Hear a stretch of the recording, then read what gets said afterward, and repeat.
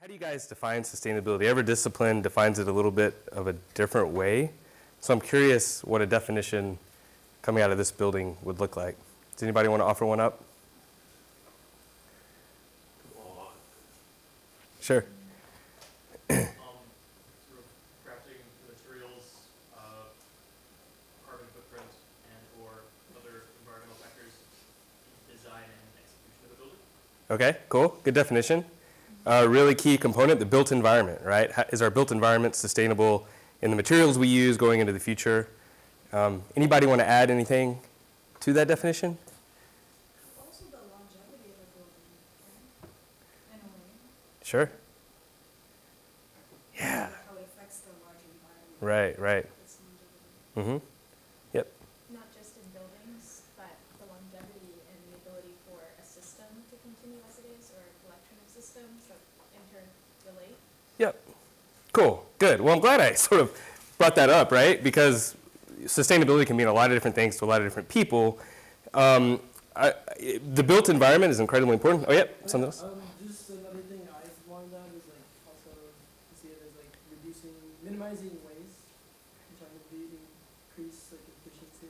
Yeah, sure. So like recycling, reusing, really important for sustainability. I like the systems perspective.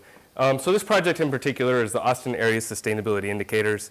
And we think of sustainability as really broad, right? Can you really have a sustainable system without social equity? Can you really have a sustainable system without positive health outcomes and healthy people, healthy populations? Clearly the built environment, the sustainability of that's really important. The ecological environment's really important. But when we think about sustainability in this project, we're thinking about a really broad spectrum of sustainability. I'll talk about that as we move forward.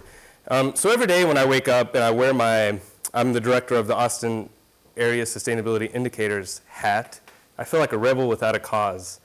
And it's not because I don't feel like I'm working because the project is so fun, although that's kind of the reason. But in some ways, my problem here is we have data without a cause. We have a lot of data on sustainability, right? Again, if we think about sustainability as this really broad spectrum, public safety, health, social equity, environment, we have a lot of data. What can this data do? I mean, some people may say that you can do anything with data, right? It has lots of different tools. But this is part of my biggest challenge, and I just want you to keep this challenge in mind as we go through this presentation today. There's a lot of data. So the biggest challenge I have, I guess the reason I feel like a rebel every day, I don't know how long I can play out this analogy, is really finding my focus. Whether it's a geographical focus, am I focused on the city of Austin? Am I focused on a neighborhood? Am I focused on a county? Or is it a topical focus? Am I focused on the built environment? Or am I focused on health outcomes, et cetera? So what can you do with all kinds of sustainability data? Well, it depends on your geographical and your topical focus. So some broad guiding questions, I just want to put these out here as we think about this project, this presentation. So what makes a large data project effective? How does data inform programmatic decisions? As Dr. Oden mentioned, we work a lot with foundations, so philanthropy and nonprofits. We see as part of our mission to inform the way nonprofits and philanthropy make decisions, but also elected public officials. How does the county judge make decisions? How does the mayor make decisions? And how do they use data to think about those decisions oriented towards sustainability? Can indicator data track collective outcome or collective impact? So if there's lots of different actors working to solve or make the built environment more sustainable, how do you think about that collective impact of all those different actors working on different locations in the city? And then how do one thing we deal with is there's so much data.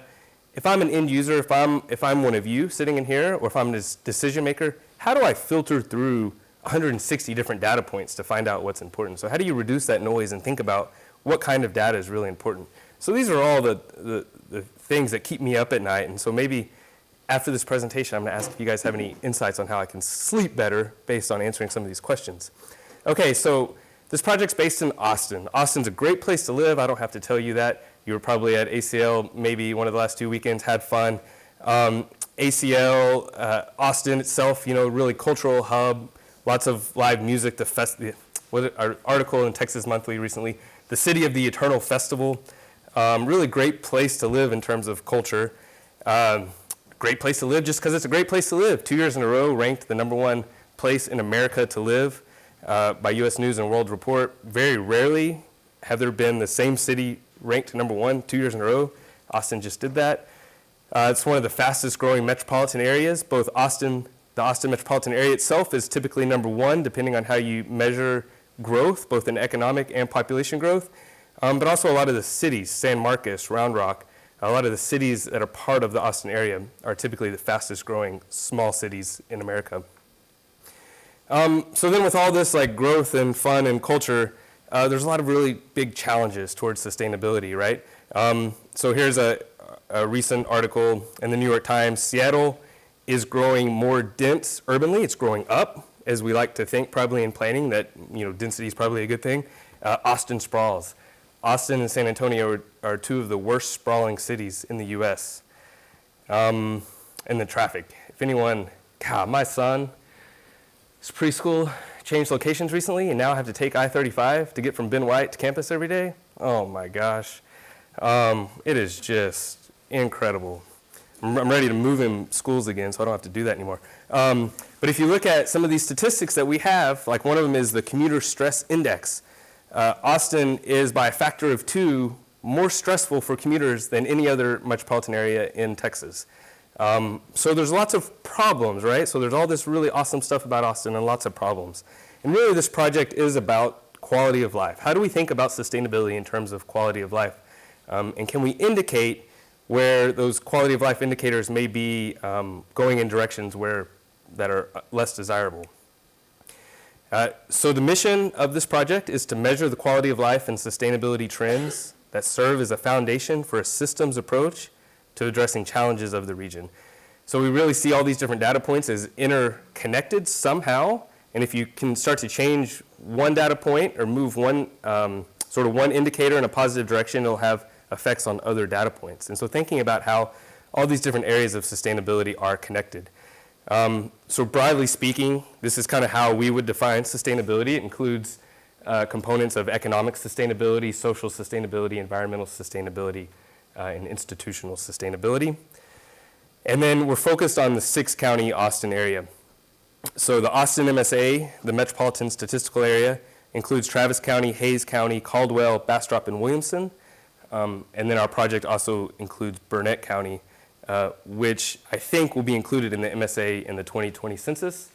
Our thinking, right, I guess this school knows about regionalism, right? Our thinking in including this broad swath of counties is that what happens in the city of Austin has effects on these outlying areas. So if you were just to look at the statistic of poverty in the city of Austin, you would see that poverty rates are going down. That's great. If you look at some of the outlying suburbs outside of Austin, you see poverty rates going up. So what's happening is poverty is being displaced across this broader metropolitan region. So within these 4 domains of sustainability, this is kind of how we think about the different indicator areas. The economic, social equity, education and children, public safety, health, environment, land use and mobility, and engagement. So again, when we're thinking sustainability, we're thinking really big picture. What makes a sustainable, system? What makes a sustainable metropolitan area? And then as the title to this talk alluded, we think about our work in 3 different ways. On the one hand, it's a data project. I should have brought some of those old reports because they're data reports. That's what the title says, data report, 2009 data report. This project is a data project. It's about collecting, aggregating, housing, making available data on all these broad issues of sustainability. It wouldn't be a project without that data project. I think the original, I believe it goes back to about 1997, is what Jim Walker told me recently. This project did grow out of School of Architecture, but it was always about collecting data. It was about what indicators, what metrics are important to measure sustainability in the region, and let's house that data. The reports would always be these data reports that would have 130, 140, 150 different metrics and show trends over time. So primarily, this project is a data project. We started thinking about data for what, right? This gets to that data without a cause. You can have all the data you want. You can make it available in a database. You can make it available online. You can produce reports and hand them out to 200 really influential people. But if you're not asking that data for what question, then you're missing the point. Maybe you're not missing the point, but you're not getting to the end result that you want, which is a more sustainable Austin. So in addition to the data project, we also think about community engagement. And so this is the connect. How can we connect the data to stakeholders? And then really ultimately we want to create impact. We want to create change in the community. So it's both about collecting the data, connecting to stakeholders, and catalyzing impact. Those are the three parts that we think about with this project, sort of the cyclical aspects of this project. Break that down a little bit more. I won't go into this too much. I think really kind of one thing I want to highlight here, you can have a data report, and that's like one output that this project can have. But what else? What are these other collaborative actions? How do we think about this data being used? If we connect to a range of stakeholders, what are the different ways that stakeholders may be able to use this data? So academic research, that's really important. I had a graduate student knock a thesis out of the park. He did a really great job writing a thesis using this data last semester. He won the Best Research Award at the OBJ School. Public awareness. One thing we do really well is work with a really close-knit group of stakeholders, but I don't think we're reaching the public really at all with this information. So how do we think about expanding that sphere of influence to the general public? We should be using this project and weaving this project into curriculum and into classwork, into education, guiding philanthropic investment. I'll show some examples here in a little bit. I think we've been pretty effective building those relationships with foundations over the last couple of years. And then policy change, really connecting this information to decision makers in ways that inform policy change. And to me, that's a really complex black box, right? You have data and you have information, you have trends, and you have decisions about policy. And that causal chain that leads to those decisions really is difficult to understand. Something we think a lot about, though. How does this data translate into policy? So just a little bit about this project and the type of data we collect. Important to note that we, as that last slide kind of articulated, we want to be a resource for the community. We want to be a resource for the university. We have a lot of data. As I start to talk about the data, if any of you need data, come talk to me, because we have a lot of data. So the sources of data, we work with both secondary data sources, so things like the census, the American Community Survey. State agencies will report a lot of data, and then local agencies. In total, we have 128 different data metrics, secondary data metrics that we collect, aggregate, and follow kind of those trends over time. Within those 128 metrics, or those 128 metrics sort of fit up in 36 different indicator areas. So you can see how those indicator areas are distributed across these different areas of sustainability. And then here's an example of kind of a collection. Here's an indicator of childcare quality. And childcare quality is really a conglomeration of 3 different data metrics. And so what we're seeing here at the bottom is really kind of total children with parents in the labor force. So basically, what is the population of children that might need childcare? And you can see how that's growing over time. The bars are licensed facilities. You can see how that's changing over time, sort of going up and going down.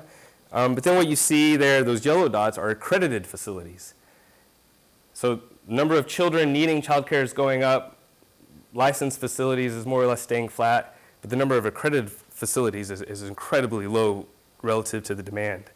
So this is kind of how we think about putting these different data metrics together to think about an indicator. We look at this across counties as well. And so, for example, I can tell you, because I know the data, that Caldwell County has 0 accredited childcare facilities. What do we do with that information? This is, Dr. Oden was kind of alluded to the way, it's a lot of data, a lot of information. And can we start to think about it in terms of a coherent message? Is there a statistical way to think about all these different data points and how they add up in an index? And so the first year, first semester, first year I was on this project, I started to think about this index piece. What would an index look like? What we identified are 3 key areas of human well-being, environmental well-being, and economic well-being. And we identified a number of different data metrics that fit the format we needed in order to make a metric, an index. And so how's Austin doing since 2005? You know, there's not a clear trend. Clearly a really big dip in around 2011. Does anybody have an idea, a hypothesis on what might cause that dip?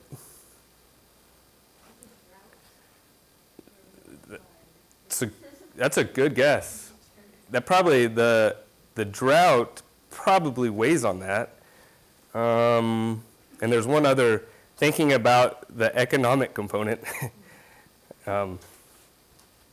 like aftershock from the recession in 08? The recession, yeah.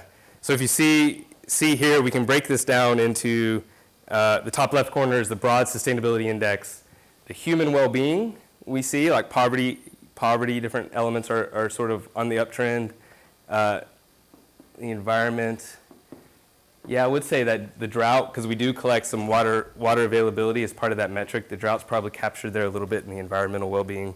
But then clearly the economic well-being is a sharp decline. And so that kind of pulled the whole index down there for that year or two. And then we can also look at this by county. So think about how the different counties are doing relative to each other across these different years. The kind of data we've collected, so I guess a little bit of background on this index, it is how is the 6-county Austin area doing relative to itself over time?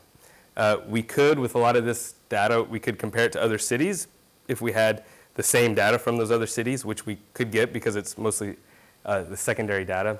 But the way this was constructed is relative to ourselves, are we getting better over time? So that sort of baseline is the worst year of the index. So then, you know, really, this is something we've gone through with this Planet Texas 2050, the Urban Observatory, is anybody can access census data. Not a lot of people have it all aggregated in one place, so we do think there's value add, and we've been working with the Urban Observatory in this project to build a database where it's more easily accessible. So we have grad students that go out and collect and download, I think like over 200 spreadsheets of data. So unless it's in a database, then it's 200 spreadsheets of data.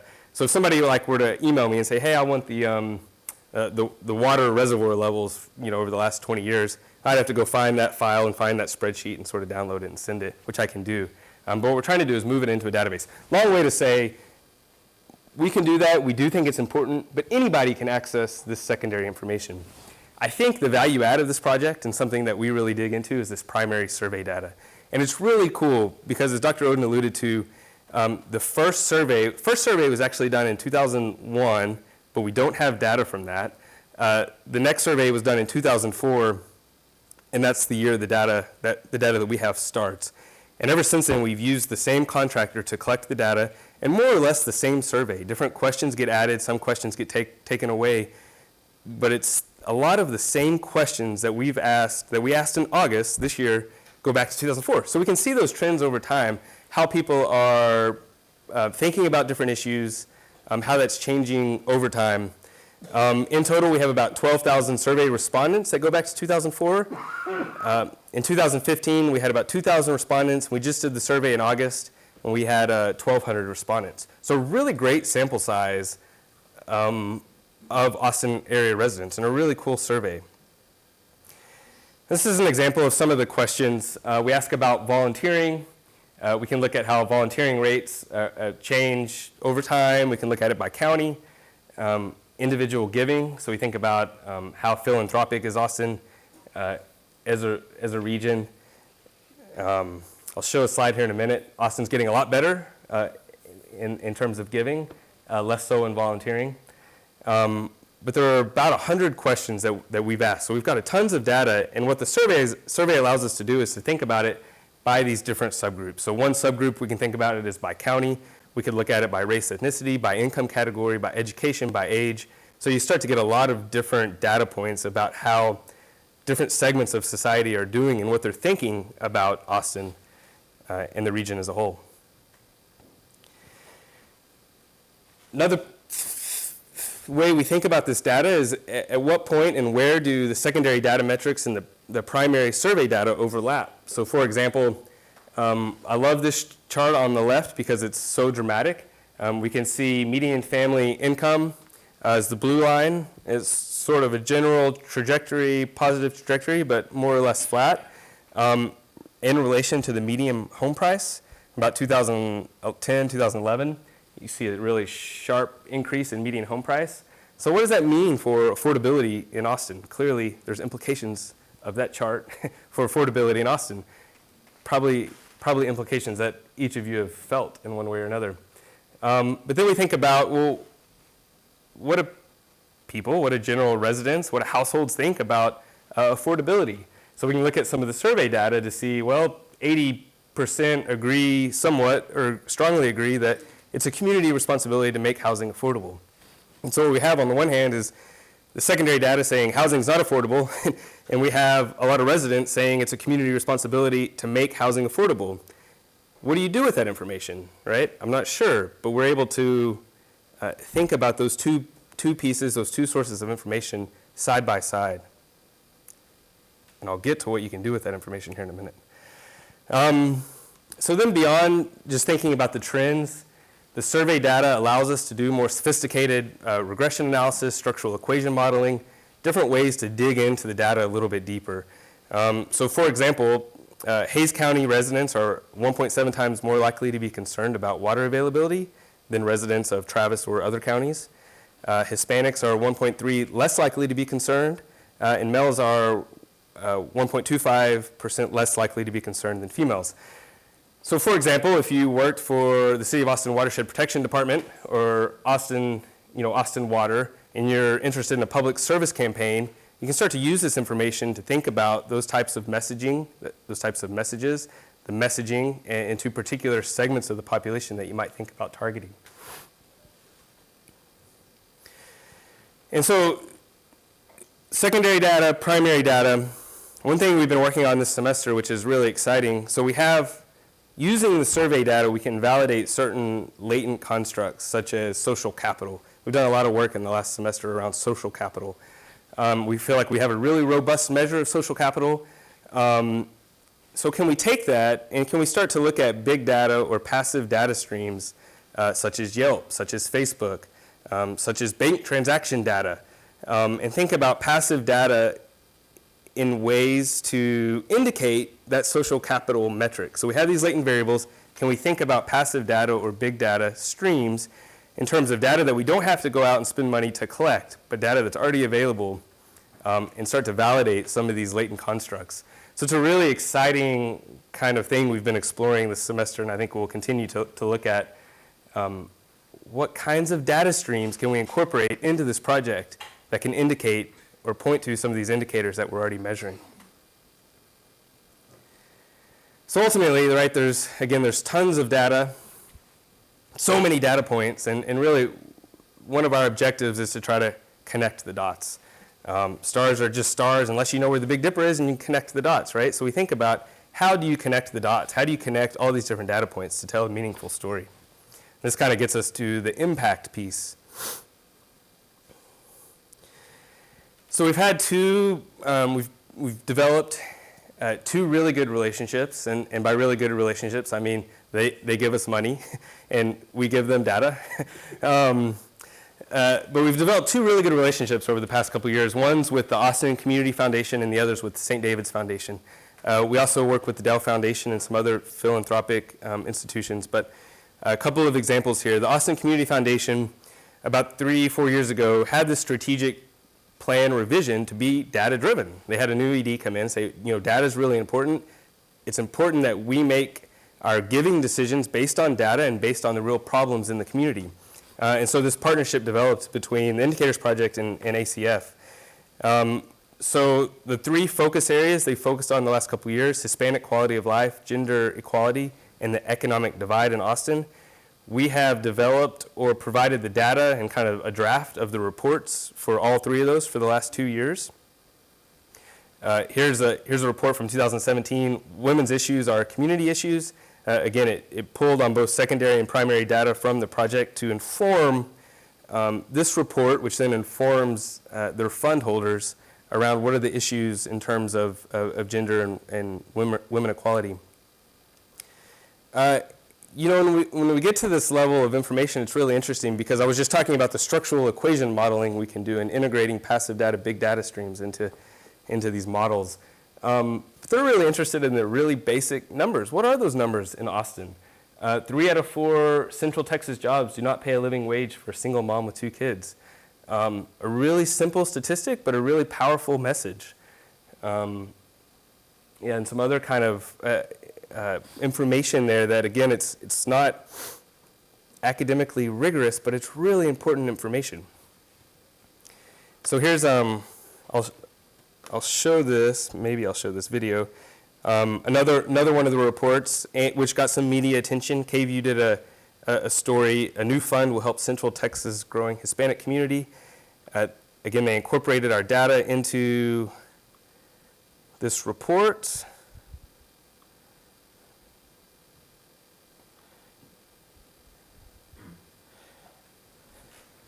Texas is growing. Right now, it makes up about 30% of Austin's population, but by 2050, Hispanics are projected to make up a majority.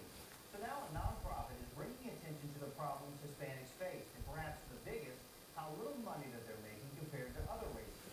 KVU's Aaron Jones is in the newsroom to explain. Mike, a recent UT study found Hispanics living in Central Texas earn much less than people of other races. Here's a breakdown of average incomes for 2014. Whites made over $40,000 a year, Asians about 35, African Americans about 22, and then Hispanics come in at just 17,000. One group is starting a new push to figure out why and hopefully change the statistics through their new fund. Our goal is to advance the economic security of the Hispanic community. In the past year, the Austin Community Foundation has raised more than $500,000 to put toward their Hispanic Impact Fund. The money comes from donations from companies like Google and JP Morgan Chase, and ACF plans to use it in 3 ways. The first is investing in early childhood education. The second is investing in healthy communities. And the third is to invest in entrepreneurship. ACF plans to identify why there's such a pay disparity in the Hispanic community, and in addition, We'll be seeking out nonprofit partners and others who really have proven programs that we can invest in. nonprofits like Connie Madre, We help young Latinos stay in school and get college education. mentoring and working with them and their mothers starting in the 6th grade. 100% of our seniors are graduating from high school.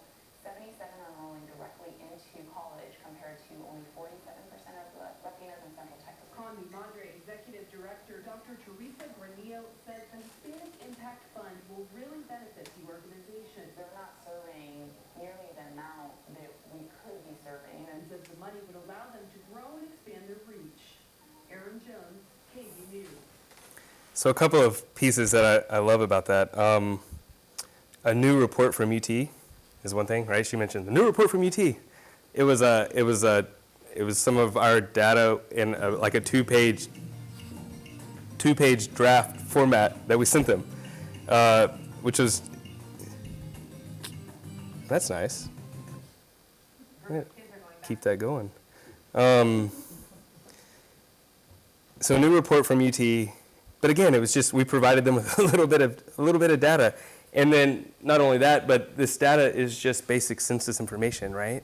You can pull that, anybody can go to the census website and pull that data on per capita income by race, ethnicity. But again, it has this, what are we doing here?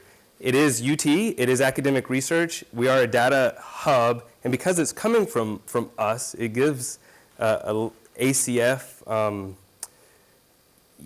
want to say it gives us objectivity and credibility, but it gives ACF something to go out to the community with, right? This new report from UT, anybody could have pulled that, but because it's coming from this indicators project, which is from UT, it gives them a little backing to really put it out there.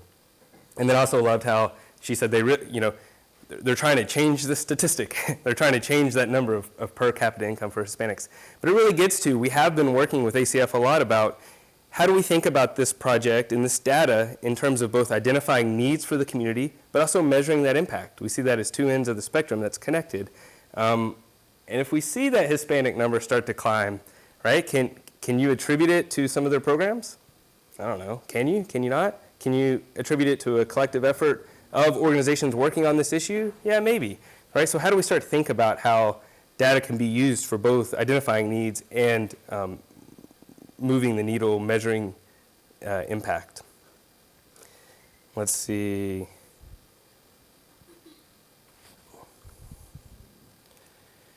So another project also includes Austin Community Foundation.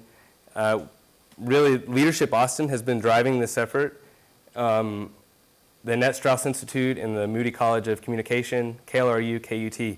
So we've met once a month for probably the last 2 years, which all culminated last week. We released this report. I sort of started this job and was told to go to these meetings. I had no clue what they were talking about for about a year, and finally started to understand.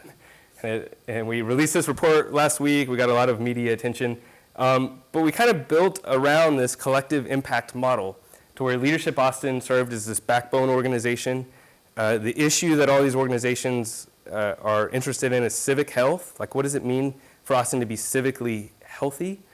Our data in the RGK Center, the Indicators Project, provided this common measures of progress. So can we identify data points that are related to civic health? And can we report on those data points every year or every 2 years to see if those numbers are changing? And then KLRU, KUT providing kind of a communications support, outreach support for this research. So last Wednesday, we released this report. We released it at a Leadership Austin Engage breakfast. Are y'all familiar with Leadership Austin? Anyone in this room? Kind of a civic leadership organization. They hold these big, it's about 200 people. They're in the downtown library. They serve breakfast.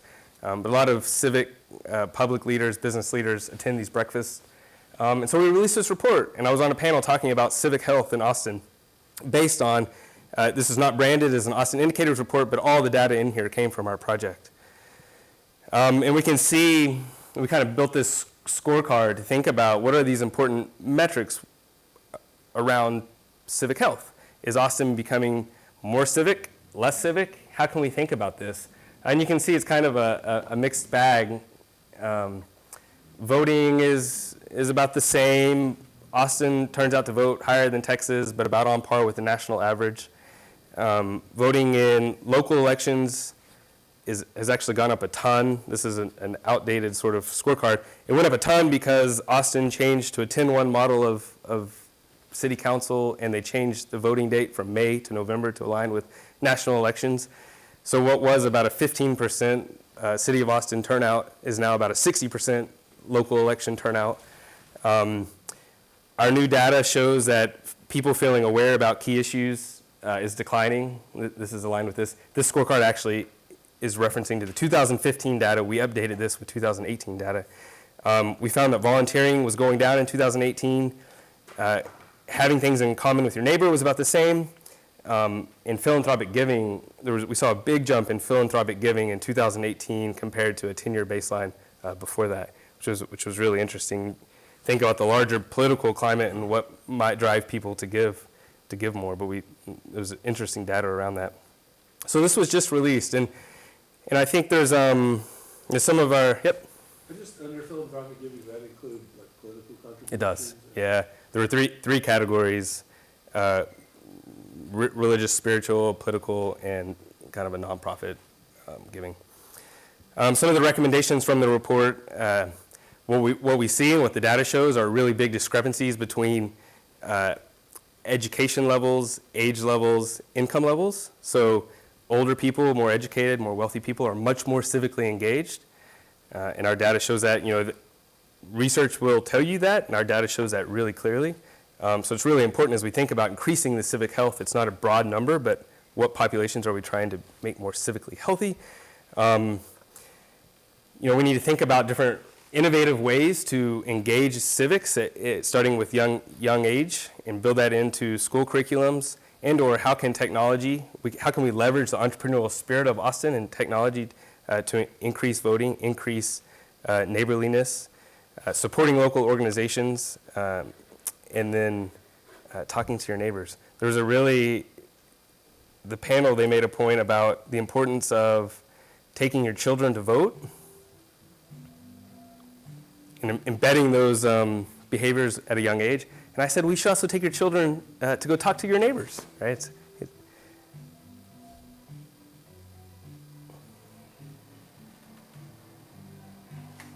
Kayla, you put together this video.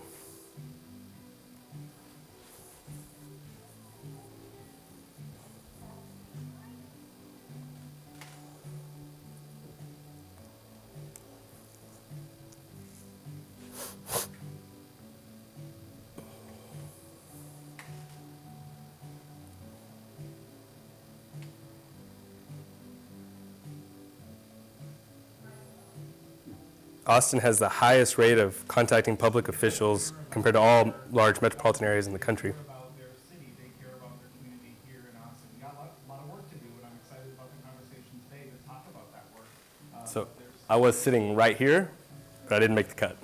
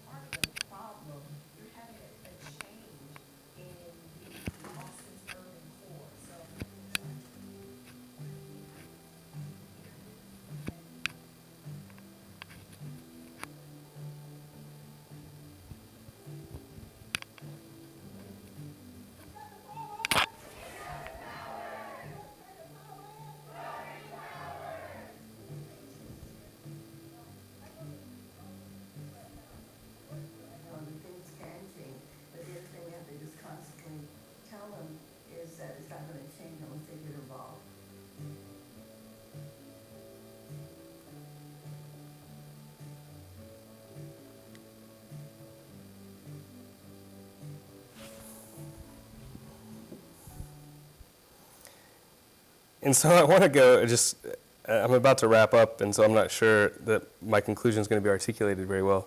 But I want to go back to, actually one more example real quick. So some of the funding from St. David's Foundation, I mentioned we've been working a lot on social capital. I've been doing a lot of research, sort of what is social capital, how do we measure it? And part of that's driven by the St. David's Foundation has funded us to kind of dig into this question because they see it as an important metric to report to their board on an annual basis. So a foundation that is concerned about health outcomes wants to report to their board the social connectedness or the social capital of Austin. There's clearly a strong correlation between social connectedness, social capital, and health outcomes, and that's why they want to report it. So we've been doing some work around this, and we've built this model that is statistically really strong. And here's some results my research associate showed me this morning. I have no idea what they really mean right now, but I wanted to throw them in the slide. What it does show is that, as we would expect, these social outcome metrics that we've pulled together are strongly correlated with health outcomes.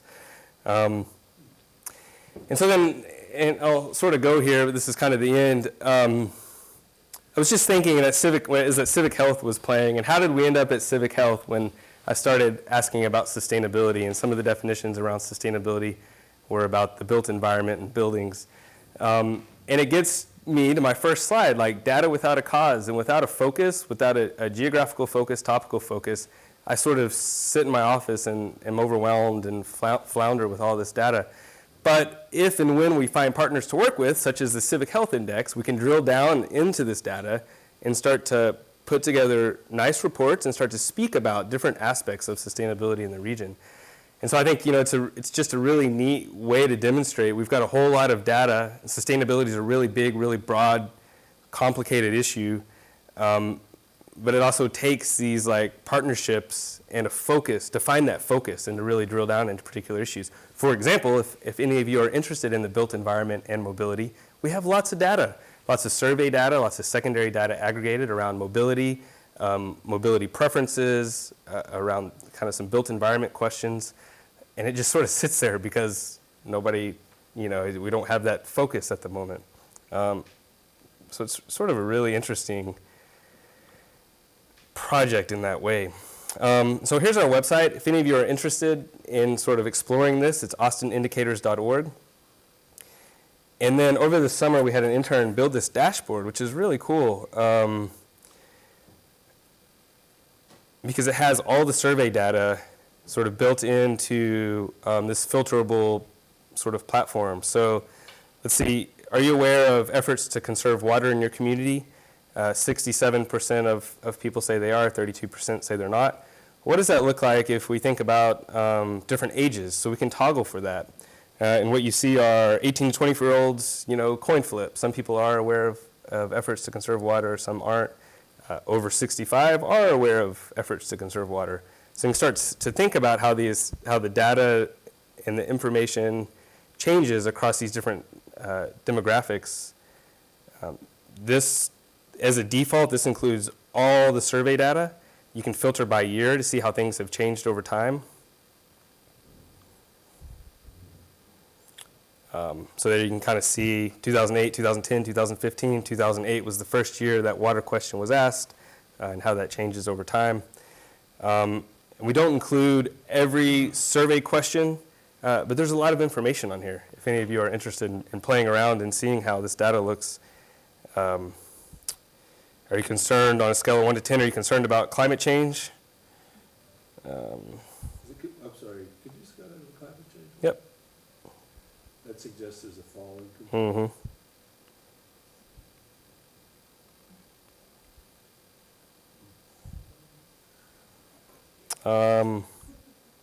I think that's about all. I think I might have a concluding slide, but I don't know that has anything important on it. So I guess, at that point, are there any questions or thoughts or comments? I Or would just add one reason among many why we asked Patrick to speak is that this is a great resource for your classwork and for your research project work. So they really put together, digested, to some extent analyzed on a lot of different domains. Data for the Central Texas region, report out by county, et cetera. So it's a terrific resource for you guys to use in your work. That's one reason among many that. So I would encourage you to definitely check out the website and data. Yeah. So questions? Yeah. I have two questions that are somewhat related, but I'm wondering if you can go back to a certain slide. Sure. It's, I think it's around the middle where you're comparing how different counties are doing on the sustainability index overall. Mm-hmm. To me, that implies that there's some sort of weighting to the different, like even the previous slide, you show like how they're doing on different areas of sustainability. And I'm wondering when you were selecting how much to weight each of them, you did it with Austin in mind, and if maybe this sort of weighting system wouldn't work in other areas that you may want to apply a sustainability index to. So elaborate, or what's your assumption or hypothesis around the weighting? What? So is each question rated equally? And if that's the case, then if you have way more indicators about environmental sustainability, it's going to weigh more on the sustainability index than if you only have 2 on social equity, for example? Yep. Or I'm wondering if you try to make each category equal, and what kind of assumptions are baked in? Yeah. So really good question. And if Summer, my research associate who's been part of this project for a long time, he would say, don't show that index. And in part, like the data we included, let me just go back to that slide. The data we included, the biggest criteria on what data we can include was would it fit in this temporal sort of framework to do the analysis so it was really about data structure and less about theoretical components around what would make good indicators of a sustainability index. So the data was weighted by county. So in the overall index, Travis County clearly is going to weight more. So it was weighted proportionately by population. And then for the most part, we did try to make those even. And so I don't think there were individual weights applied to specific data points, but each one of these data points were standardized so they could sort of build into the same index, if that makes sense. Yeah, again, I think it's cool because it's, otherwise that was what we started asking from very first. Is there a way to have a number? Can we have a number for sustainability? Are we getting better or worse? And, I don't know if it reduces a lot of complexity, which is what we were trying to do, into something that may or may not totally be indicative of sort of a sustainable trajectory. Yep. I think there's a part where you said Austinites think that affordability is a community issue. And I wonder, is that Austinites thinking that it's a local issue or that it's a non-governmental, non-private sector issue? That's something like they need to take care of. Yeah. I'm not sure how to interpret that. The way the question is phrased, it's a community responsibility. But we don't really, it doesn't distinguish between, is it a local government responsibility, is it a nonprofit, NGO responsibility? We don't distinguish between that. But I'm glad you kind of brought that back up. Just, I don't really have a great answer. There's a lot of subjectivity and interpretability in a lot of these survey questions, and a lot of survey research. You always deal with that sort of bias problem. This next year, in December, or maybe we just booted the deadline to February, but we're going to release a 2018 report. As I mentioned in the past, the reports were 120 pages of every data metric sort of over time. And we're sort of moving away from that because we think all the data is going to be available on the website. And if you want all the data, you can go look at it. But we're trying to start moving towards focusing on particular issues. And this year we're going to focus on affordability. So it's going to be the theme of the annual report is going to be social equity, kind of get down to this affordability question. So we've been digging in into a lot of the different data around some of those drivers and some of the solutions too. It's sort of like, is it a community responsibility? How would you answer that, or how would you interpret that? Do you think affordable housing is a community responsibility? I immediately interpreted it as it's like my personal responsibility as opposed to an organization, whether it be government or whatever. Yeah. But then I realized that's probably not the same for everyone else. Yeah. So I wasn't sure what. Yeah. Yeah. Yeah. And who's going to say, no, it's not? I mean, you're right. It doesn't surprise me that a lot of people do think or agree that it's a community responsibility, because who's going to say no? Well, I guess some people might say no. Yeah. No. Is it sort of on your radar that perhaps the structuring of the different neighborhood communities, like the fact that neighborhoods are so strong in Austin that maybe pushes that, and the fact that we can't sort of build up because of so much power resting within those communities is sort of contributing to the problem of a lack of affordable housing? Yeah. Market forces? Yeah, sure. I mean, clearly the whole Code Next thing, right, is case in point. A lot of neighborhood associations sort of won out over a density argument there, right? Although I don't think it's not dead, but it's something we think about a lot, particularly around these neighborhoods. This last survey, we asked people to identify what neighborhood they lived in, and we didn't get, we got a lot of weird stuff that doesn't really make sense to us. The lowest level that we can aggregate to just based on the data we collect is zip code. That's why we were hoping we would get people would know and report similar neighborhoods. But the lowest level the data actually speaks to, at least our survey data, is the zip code. So we can't really dig into that neighborhood too much, but it's something that's always on our mind, something that as we're aggregating these secondary metrics in the past, this project has always focused on the county level. What we're doing now is getting down to the census tract, so we can aggregate up from the census tract to a county, but that census tract will start to get us a little bit more information when we think about neighborhoods. It's a lower resolution of data.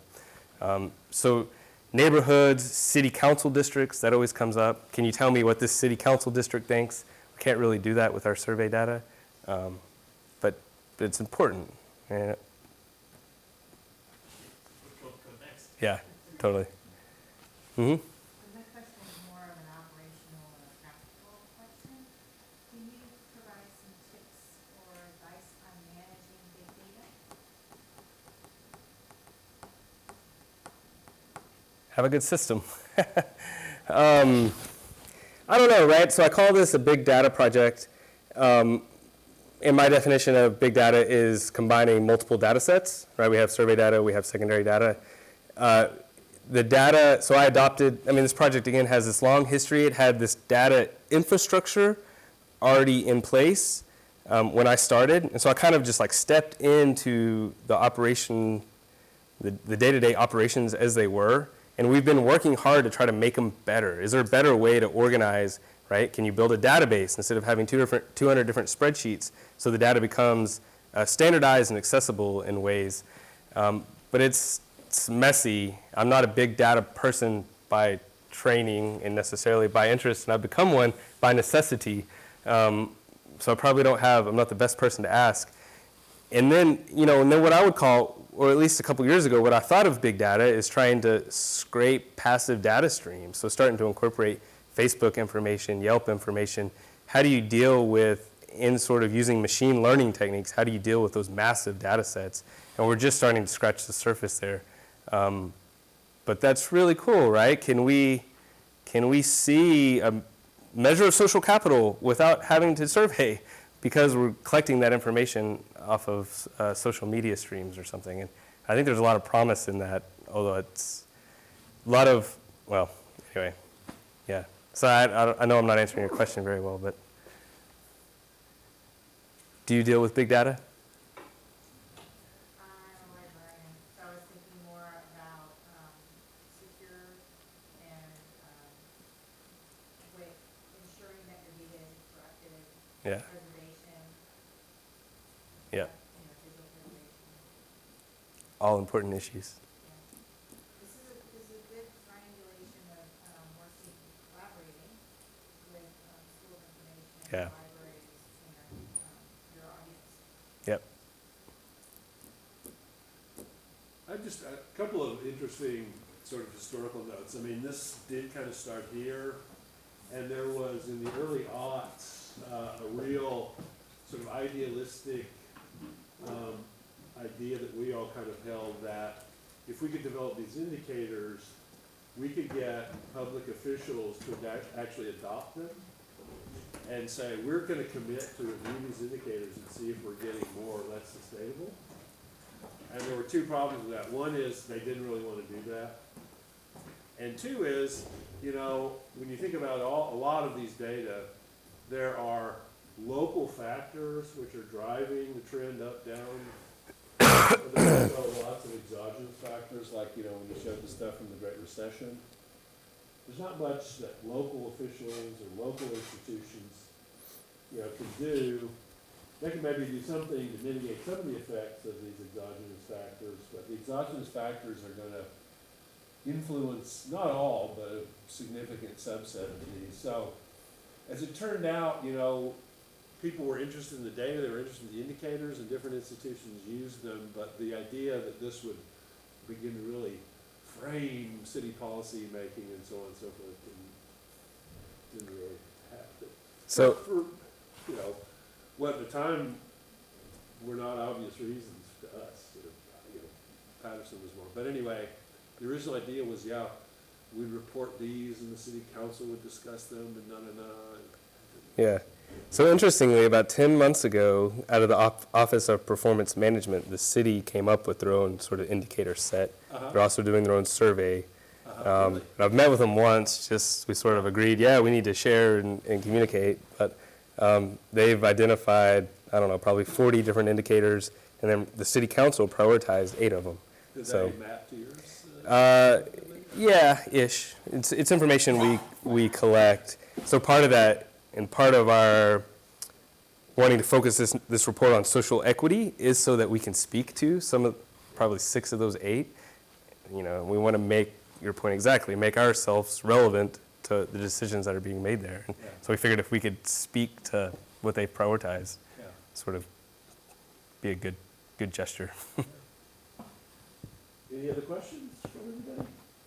Again, this is a terrific source for you guys to use in your past work and in your research project, so you should definitely check it out. And do you guys have like events, or you just mostly have particular events with different client groups? Or? Yeah, yep. Yeah. We're trying to think of, we're trying to plan, we've kind of got an intern working on what does a rollout strategy look like? So we do it, and what we need to start doing is this collect, connect, catalyze is a cyclical process. We're collecting data, we're putting out a report, trying to connect stakeholders, catalyze impact. We're thinking of that over a year or 2 years. But so we've got an intern putting together what this rollout, so we're going to release this report. What does that look like? Is there a big event? Are there 3 small events? Is there one on campus and one somewhere else? We're not sure. We haven't done that in the past, but we do report. We were involved with Austin Community Foundation, one of their big events last year. We gave a little presentation and stuff. But All right, well, thanks a lot. yeah, thank you.